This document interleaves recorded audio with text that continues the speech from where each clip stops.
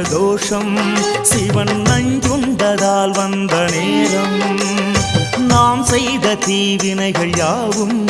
அந்த பிறை சூடனருளாலே தீரும் தோஷங்கள் நீக்கும் பிரதோஷம் சிவன் நஞ்சுண்டதால் வந்த நேரம் நாம் செய்த தீவினைகள் யாவும் அந்த பிறை சூடனருளாலே தீரும் நாரணன் விடையாக நந்தியின் கொம்பிடையில் சிவனாடும் நேரம் இது சிவன் வரும் சுகமான நேரம் இது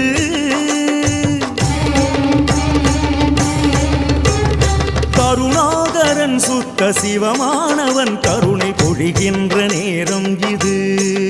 வரம் தருகின்ற நேரம் இது